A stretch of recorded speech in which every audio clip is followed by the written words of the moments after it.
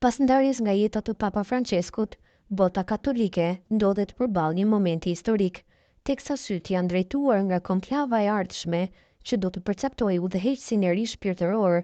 më shumë se 1 miliard besimtarëve në mbar globin. Në këtë atmosferë reflektimi dhe prikjeje, një emër që ka tërhequr vëmendjen e disa vëzhguesve, sidomos në Ballkan, është ai i Mzot Angelo Masafras, arqipeshkëv i Shkodrës Pultit në Shqipëri, edhe pse kjo mund të duket si një skenar i largët, në një kishë gjithnjë e më e hapur ndaj periferive, nuk mund të përjashtohet asgjë. I Mzot Angelo Masafra ka lindur në San Marzano di San Giuseppe, Itali, më 23 mars 1949, në një komunitet me rrenjë arbëreshe, që në rini ai u angazhua në misionin e kishës, duke ju bashkuar urdhrit franceskan. U shugurua prift më 21 shtator 1974 dhe pas rënies së komunizmit në Shqipëri, u dërgua në Shkodër për të ndihmuar rindërtimin e jetës kishtare në një vend që kishte vuajtur dekada ateizëm shtetëror. Ai u bë peshq i Rrëshenit në vitin 1996 dhe më vonë arqipeshkëv metropolit i Shkodrës së Pultit më 1998, një pozicion që e mban edhe sot. Në këtë rol, Masafra ka treguar për kushtim të thellë ndaj kishës shqiptare, ka ndihmuar në ringritjen e strukturave fetare, ka promovuar dialogun ndërfetar dhe ka qenë zë i paqes dhe tolerancës në një rajon me ndjeshmëri historike. Për shumë shqiptar ai është bërë një figurë e respektuar, jo vetëm si udhëheqës fetar, por edhe si qytetar i nderuar që e ka bërë Shqipërinë pjesë të zemrës së tij. Por pse Masafra? Për të bërë pap, në teori mjafton të jesh një burr i pagëzuar katolik, por në praktik, papët zgjidhen nga radhët e kardinalëve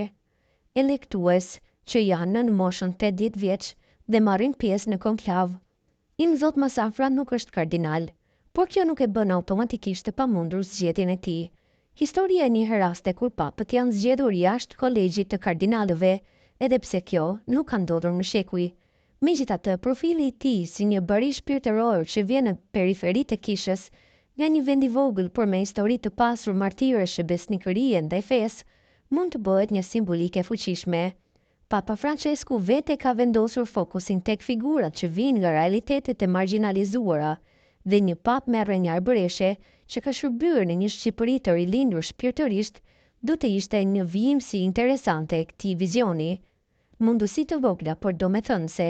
po të jemi realist, shanset e Masafrës të zgjidhet pap janë shumë të vogla. Ai është 76 vjeç dhe nuk është pjesë e trupit zgjedhës, por nëse ndonjë vale papritur vjen nga konklava dhe vëmendja bie mbi një figurë me përvojë të thellë shpirtërore dhe përkushtim pa bujë, Masafra mund të shihet si simbol i kishës që shërben në heshtje larg reflektorëve të Vatikanit, por me dashuri të thellë për të varfrit, për pajtimin dhe për shpresën. Një zgjedhje e tillë do të ishte edhe shenjë nderimi për Shqipërinë, vendin e martirëve dhe të kishës që mbijetoi më të pamundurën. Do të ishte një pap që flet shqip në zemër dhe që njeh dhimbjen dhe ringjalljen e një populli të tërë. Në fund të fundit, edhe nëse Masafra nuk zgjidhet pap,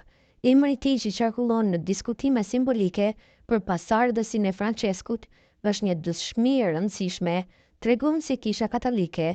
është shumë një strukturë hierarkike, ajo është një bashkësi shpirtrash që jetojnë dhe punojnë për dashurinë dhe të vërtetën nga Shkodra deri në Vatikan. Dhe ndoshta në një të ardhme jo shumë të largët, do të vi dita kur një shqiptar me origjinë ose me shpirt të ulet në fronin e Shën Pietrit, e kur kjo të ndodhë, rrugëtimi i Masafrës do të kujtohet si pararendje profetike e një ndryshimi të madh.